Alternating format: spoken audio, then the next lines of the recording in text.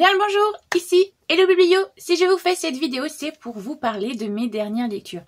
J'espère qu'au niveau son et lumière, ça va à peu près bien se passer parce que là, je suis en train de tourner très tôt le matin puisque avec le travail et tout, c'est un petit peu compliqué.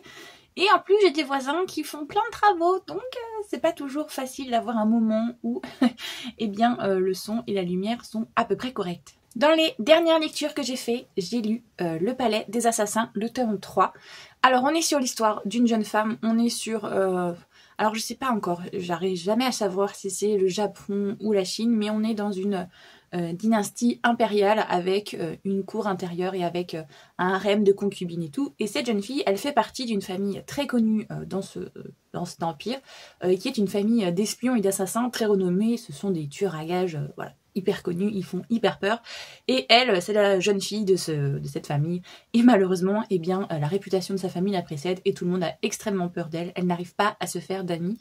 Donc elle rentre dans la cour impériale, histoire de devenir servante, de devenir une domestique pour potentiellement, s'exiler et quitter cette famille qui a une réputation qui lui ne permet pas de pouvoir se faire des amis et vivre la vie qu'elle veut mener. Mais évidemment, ayant vécu dans une famille d'assassins et d'espions, elle a des capacités et des facultés que d'autres n'ont pas.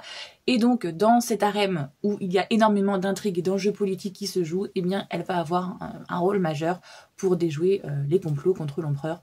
Donc voilà, c'est cette histoire-là qui est racontée. On est un peu dans le même délire que les carnets de l'apothicaire, sauf que les carnets de l'apothicaire est beaucoup plus doux et beaucoup plus sweet. Là, on est vraiment sur des complots, des assassinats et des meurtres et de la torture. Et voilà, on est sur ce level-là, mais on est quand même sur un graphisme assez doux, assez mignon, comme je vous dis, un peu dans le même genre que le carnet de l'apothicaire. Et là, on avance. Elle s'est mise elle-même dans des intrigues et dans des complots, donc ça va être intéressant justement de voir la maturité et l'évolution du personnage, voir si elle réalise qu'elle a été placée là intentionnellement, et puis les choix qu'elle va faire aussi tout simplement. Voilà, moi j'ai très hâte du coup et bien entamer la suite parce que cette lecture est très chouette et à chaque fois je me plonge dedans avec un plaisir sans nom. Ensuite, j'ai lu Twisted Wonderland, le tome 3, encore une fois. Je continue mes sagas. On est sur l'histoire d'un jeune homme qui vit en Corée ou au Japon et qui a une compétition de...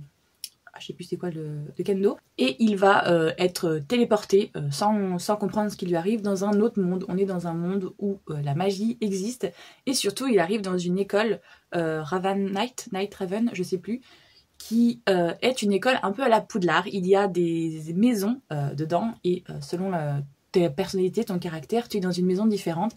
Et les maisons ont la particularité de correspondre à les méchants Disney. On est dans la maison de la Reine de Cœur, mais il y a aussi celle de Maléfique, celle de Hadès, celle de Scar, enfin voilà.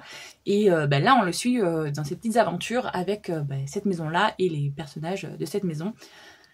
Il lui arrive plein de trucs qui fait qu'il est pris en grippe par une espèce de préfet, le gardien de la maison de la Reine de Cœur, parce qu'il y a énormément de règles à suivre. Il y en a plus de 810 je crois, et lui il les connaît par cœur, mais les autres de la maison ne les connaissent pas forcément par cœur, et c'est genre vraiment des trucs, on n'a pas le droit de manger de la tarte aux pommes le mercredi, tu vois, c'est des conneries comme ça, et donc du coup c'est assez dur de respecter toutes les règles, mais voilà. Et donc dans ce tome-là, justement, on en vient à la discipline, aux restrictions, aux choix qu'on fait. Et c'est pas mal intéressant justement de pousser la réflexion en mode est-ce que c'est de sa faute, est-ce que c'est pas de sa faute, est-ce que c'est un héritage, ou en même temps, les amis, à quoi ils servent aussi. J'ai bien aimé les questions qui sont posées dans ce tome-là. Donc franchement, ce tome rattrape un peu les deux tomes précédents où j'étais en mode ouais, mais je vois pas trop où on veut venir l'histoire. Et par contre, je vous avoue que j'ai hâte qu'on parte sur d'autres personnages et surtout d'autres maisons, parce que là, on les voit un petit peu de manière éclair, mais il y a des maisons qui m'intéressent de ouf et j'ai très hâte de les découvrir et de les rencontrer. Ensuite, comme vous le verrez dans mon book haul, j'ai acheté le tome 1 du coup de Untouchable Lady et le tome 2, et je les ai lus les deux dans la foulée. On est sur un webtoon sur l'histoire de cette jeune fille qui fait partie d'une des 4 familles. Alors on a en gros... c'est dans un royaume où il y a 4 grandes familles en fonction des saisons. On a le printemps, l'été, l'automne et l'hiver. Elle fait partie de la famille du printemps, et en fait il y a un pouvoir qui se transmet de génération en génération. Et c'est son frère, évidemment, un homme aîné qui est censé hériter du pouvoir, sauf que bizarrement, eh bien, c'est elle qui en hérite. Et elle est très mal aimée dans sa famille parce que je crois que sa mère est morte en couche en la mettant au monde. Donc du coup, son père la déteste. Son frère, bah, il sait pas trop où se mettre entre son père et sa sœur. Donc du coup, voilà, c'est un peu le vilain petit canard de la famille, jusqu'à ce qu'elle hérite du pouvoir. Et elle va plusieurs fois faire en sorte de se faire accepter de sa famille malgré cette particularité-là. Et à chaque fois, eh bien, sa famille se retourne contre elle et la sacrifie. Et au bout de la 7e fois, où elle se fait tuer à cause de sa famille, eh ben, elle décide que non, c'est bon, c'est la dernière, elle en a marre, et elle va eh bien, vivre pour elle maintenant. Et donc là, on arrive justement dans la vie où elle décide de s'émanciper et où elle fait des choix en fonction justement de ses précédentes vies, où elle se dit non, c'est bon, là à ce moment-là, si je fais ce choix-là, je sais qu'il va m'arriver ça avec cette personne, donc voilà, je l'envoie chier, je prends mon destin en main, et eh bien on voit justement l'indépendance de cette fille qui prend en main son destin et qui se dit écoutez, ben, maintenant que les choses, je sais, ne vont pas se passer comme je veux, je fais ce que je veux et c'est hyper agréable. Et en même temps, on a du coup un petit peu du mal aussi à s'attacher au personnage parce que là, elle prend à chaque fois des décisions radicales en fait. On passe d'un extrême à l'autre.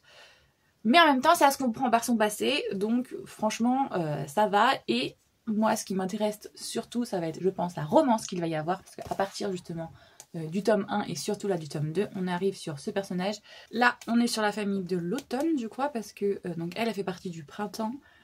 Le prétendant qui veut la séduire, mais qu'on sent qu'il est louche, lui, il fait partie de la famille de l'hiver. Et la femme à qui elle rend service, c'est l'été. Donc lui, ça doit être l'automne, à mon avis. Et évidemment, on va voir très rapidement que, à mon avis, c'est lui le love interest, même si l'autre, celui de l'hiver, il essaye de... Non, je pense que c'est lui. Et il va essayer justement de comprendre ben justement l'intouchable Lady, pourquoi elle en arrive à faire ce qu'elle fait et qui elle est et pourquoi elle fait ça. Nanana.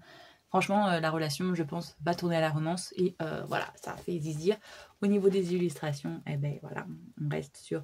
Alors à chaque fois en noir, c'est justement les éléments de son passé. Quand on revient dans une de ses vies antérieures pour comprendre pourquoi elle agit comme ça, eh ben on a ces petits flashbacks pour nous expliquer en fait sa réaction tout simplement, pourquoi elle prend cette décision. Donc c'est très cool, j'aime bien et j'ai très hâte de lire la suite. Ensuite, même si l'été se fait un peu désirer parce qu'on n'est vraiment pas dans le top des chaleurs et la pluie est toujours là, eh bien j'ai envie d'un peu de romance, de shoujo, d'amour, voilà, de trucs assez doux. Donc je me suis pris, comme vous le verrez aussi dans le book haul, Le goût des fraises, le tome 1, 2 et 3. On est sur une petite romance entre une jeune fille qui est étudiante et ce jeune homme, enfin cet homme, parce que son grand-père en fait c'est un agriculteur, il a une plantation de fraises, et bien il va avoir un accident et il va être hospitalisé, du coup il pourra plus s'occuper de sa plantation, et donc la jeune fille qui est étudiante, sa petite fille, va décider de remplacer son grand-père au pied levé, mais elle n'y connaît absolument rien, et il y a un agriculteur à côté qui lui aussi cultive des fraises, qui va du coup lui donner un coup de main et qui va devenir son mentor pour lui expliquer comment la plantation fonctionne, et voilà, il va lui donner un coup de main à chaque fois. Il sera sur les deux parcelles pour à la fois lui faire son agriculture et à la fois aider la petite fille et le grand-père, puisqu'il a aussi une relation particulière avec ce grand-père. Et petit à petit justement, il va y avoir une petite romance qui va s'installer, mais elle est très très très slow burn, parce qu'il y a une différence d'âge entre les deux. Lui, il monte à avoir 35 ans et plus, et elle est tout juste dans ses études supérieures, donc elle n'a même pas la vingtaine. Donc justement, elle a très peur que lui la prenne pour une gamine et ne s'intéresse absolument pas à elle. Et lui, il a très peur qu'il la prenne pour un vieux pervers et qui du coup ne s'intéresse pas à lui non plus. Mais voilà, les deux vont avoir une relation assez chou qui vont se mettre en place. Au début, pas mal de quiproquos parce que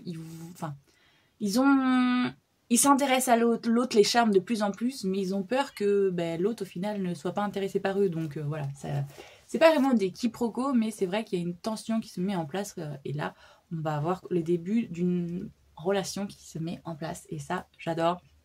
J'ai très hâte de lire le tome 4 justement, parce que là je les ai tous lus et je veux voir la relation. Là vous voyez qu'on commence à avoir enfin quelque chose. Donc on a hâte de lire la suite, parce que j'ai énormément aimé justement. Ça prend son temps, la relation elle est cool, elle est très respectueuse, et j'adore et j'ai hâte. Voilà, j'ai aimé. Franchement, si vous voulez une petite romance douce à lire, franchement, foncez.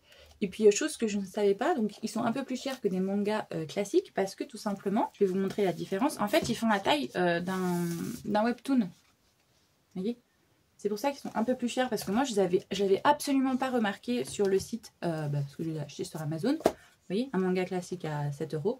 Donc ceux-là ils sont à 9. Mais ils sont en noir et blanc, à la différence d'un webtoon qui lui va être en couleur. Donc voilà, j'ai énormément aimé et je les conseille. Ensuite, j'ai lu une BD que j'ai empruntée à la médiathèque, Léonard, La barbe du Haut-Héran. Je ne sais pas comment ça se prononce, Haut-Héran. On est sur l'histoire d'une jeune fille qui vit dans un royaume où il y a des créatures qui existent. Ce sont des espèces de...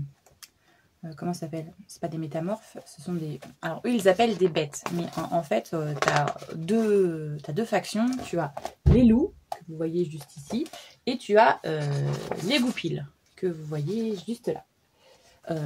Et puis il y a les hommes, les humains. Et ils partagent tous le même territoire sur le royaume, mais les bêtes, donc les goupils et les loups, eh bien c'est les leus, je crois qu'ils s'appellent, eux sont plutôt dans la forêt puisque ce sont des animaux et voilà, ils règnent sur leur propre territoire. Mais les humains, toujours avides d'en vouloir toujours plus, toujours de conquête, voilà, ils ne prennent pas soin du tout de la forêt et de la nature et ils la salissent, ils la dégradent. Et il existe une légende comme quoi le Haut-Héran, qui est le gardien justement de la nature et de la forêt, risque de punir justement les personnes qui ne prennent pas soin de la nature. Du coup, cette jeune fille, Léonard, qui se rend compte qu'il y a des conflits justement entre les différents peuples, veut apprendre le langage des bêtes pour pouvoir communiquer et ramener la paix au sein du royaume. Mais on ne l'écoute pas et comme c'est une jeune fille, elle va faire des pieds et des mains pour réussir, malgré qu'on lui dise de ne pas faire ce qu'elle veut faire. Et elle va se retrouver dans des situations assez complexes. Déjà, vous voyez, elle va utiliser une formule magique et elle va être transformée en goupille. Elle va être retrouvée par des loups, donc ça va être tout un bouli-boulga. C'est, je pense, une très bonne lecture jeunesse, mais nous aussi, pour les adultes, c'est important de lire ce genre de BD, d'ouvrage, parce que bien justement, ça fait passer des messages qui sont très actuels. Les conflits entre les peuples, les guerres de territoire, voilà, l'incompréhension qu'il peut y avoir selon les mœurs, les cultures. Et puis au niveau écologique, la déforestation et tout, il y a pas mal de messages qui sont très actuels et qui sont très bien faits. Moi j'aime beaucoup les messages qui sont véhiculés. J'ai trouvé que la fin était potentiellement un peu bateau. Enfin, voilà, j'étais en mode ouais, d'accord, mais ça se réglait un peu trop vite à mon goût. Mais bon, sinon c'est franchement une bonne lecture, j'ai bien apprécié. Et pour finir, je vais vous parler d'un roman que je viens de lire, Druide, le tome 1 de Laurence Chevalier. On est sur l'histoire... Alors, comment vous expliquer ça? En fait, il y a un autre monde, mais à côté, il existe un peuple qui s'appelle les druides. C'est les druides qui vivent dans des dômes. En fait, ce sont des personnes avec des pouvoirs magiques et qui sont très proches de la nature. On est un peu dans un peuple celtique qui ressemblerait un petit peu... au niveau caractéristique aux vikings, vous voyez ce genre-là, on a une illustration. Et en fait, eh bien, il existe différents dômes sous lesquels vivent justement ces populations pour ne pas se mélanger aux humains qui ont un autre nom, je ne sais plus c'est quoi le nom exact dans les bouquins, donc les noms druidiens. Et on va suivre plus particulièrement une jeune fille qui est la princesse des Ifs, si je ne me trompe pas, qui est Nova, qui est promise justement au mariage, parce qu'elle est en gros la fille du roi, et elle est promise à un clan adverse avec qui il y a eu énormément de querelles par le passé. Elle est promise au fils d'un de ce clan pour que la paix règne entre les deux clans. Mais tout ne va pas exactement se passer comme prévu parce que même si elle ne connaît pas son heureux élu, elle s'était dit que son mariage allait plutôt bien se passer et finalement elle se rend compte que eh bien non, c'est bel et bien un mariage de convenance et d'alliance et son futur mari n'est absolument pas sous le charme, n'est absolument pas séduit par elle. Il fait ce qu'il faut parce que les règles le veuillent, mais voilà, la nuit de noces ne va pas se passer comme dans ses rêves, bien au contraire. Et à partir de ce moment-là, on va la suivre justement un peu plus tard. On va se rendre compte qu'il lui est arrivé quelque chose de traumatisant et elle a perdu la mémoire et on ne sait pas ce qui s'est passé et elle va arriver justement dans le monde des humains et elle va devoir apprendre à vivre sans savoir qui elle est. Alors que nous, on sait très bien qui elle est Et petit à petit, on va découvrir justement qu'est-ce qui s'est passé, pourquoi elle a oublié ses souvenirs et tout et tout. C'est hyper intéressant et j'en ai parlé justement sur Instagram avec l'auteur. Parce que j'ai vu plusieurs petites références, certaines scènes me faisaient penser énormément à La Belle et la Bête. Mais apparemment c'est moi qui surréalise parce que c'est pas du tout une réécriture. Mais c'est vrai qu'il y a pas mal de petites scènes comme ça où justement le protagoniste masculin il est assez bourru, il est assez méchant avec elle, on va pas le dire autrement. Un peu comme peut l'être la Bête justement avec la Belle au début. Et elle est assez innocente, assez voilà, je sais pas trop sur quel pied danser, je suis là et en même temps... Donc elle me faisait énormément penser à La Belle. Très clairement, c'est une romantécie, hein, on va pas se mentir, et c'est une romantécie adulte. Il y a des scènes de sexe explicites, très clairement, et j'ai énormément aimé l'histoire, et ça promet... En fait, j'étais partie, je sais pas pourquoi, hein, c'est totalement ma faute, mais j'étais partie, je pense, sur une saga avec des tomes compagnons. Je pensais, parce que peut-être que j'ai vu les fanarts avec des couples différents, donc je m'étais dit que chaque tome serait sur un couple, mais finalement j'ai comme l'impression que c'est une saga et qu'on va bel et bien suivre Nova sur toute la suite. Après je me trompe peut-être, hein. Peut-être que le tome 2 c'est sur un autre couple, mais voilà, du coup j'ai très hâte de voir la suite parce que très clairement la fin on finit sur un cliffhanger, un moment où voilà, ça casse des bouches et on sait que du coup il va y avoir énormément de conflits, de problèmes parce que certaines personnes ont caché des choses à d'autres et donc ça va révéler de gros problèmes, très clairement. J'ai beaucoup aimé, j'ai hâte de lire la suite. Je la lirai peut-être pas tout de suite parce que j'ai énormément de lectures. Voilà, j'ai une palle monstrueuse. Donc j'attendrai peut-être à Noël de demander la suite à ma famille ou à mes amis. Ou alors si je recroise Laurence Chevalier d'ici là, peut-être que je lui prendrai sur un salon, mais je crois pas parce que je crois pas que je la revoie avant l'année prochaine, et encore même pas sûr que je la voie l'année prochaine. Ah bah si, peut-être à Béné, mais ouais, bref. Donc voilà, je sais que je vais lire la suite, mais je ne pense pas que je vais la lire tout de suite, j'ai beaucoup aimé. Donc voilà, si vous aimez tout ce qui est romantécie, plutôt dans un délire celtique, parce que là on est avec des druides, donc on est vraiment dans le délire celte, foncez-y, c'est génial à lire et c'est... Franchement, j'étais très surprise, je m'attendais à un truc beaucoup plus classique et au final, ça correspond au code de la romantécie sans vraiment y correspondre parce qu'on a une certaine lenteur et on a certaines choses... Enfin, je sais pas comment l'expliquer, mais franchement, j'ai bien aimé, même si je le raconte très mal. Donc voilà. Je vous ai fait une vidéo pas trop longue, j'espère, parce que en fait, j'ai plusieurs piles là de choses que j'ai lues, mais je vais essayer de faire plusieurs vidéos pour que la vidéo ne soit pas trop longue. Donc là, je vous ai parlé d'une première partie des choses que j'ai lues et je vais faire une deuxième vidéo avec le reste des choses que j'ai lues, mais voilà. Je préférais faire une vidéo plus courte, mais avoir deux vidéos bien différentes parce que sinon, ça allait être une vidéo hyper longue et personnellement, j'aime pas les vidéos qui sont trop longues. Donc j'essaye de ne pas en faire non plus. J'espère que cette vidéo vous a plu. Si vous voulez parler avec moi des livres que je vous ai montrés, dont j'ai parlé, il n'y a pas de souci. Il y a l'espace commentaire qui est là pour ça. Si vous souhaitez soutenir la chaîne, n'hésitez pas à liker la vidéo, ça aide énormément pour le référencement. Et puis si vous souhaitez voir le reste de mes vidéos, n'hésitez pas à vous abonner. Moi j'espère que tout va bien pour vous, que vous faites de bonnes lectures et je vous fais tout plein de gros bisous.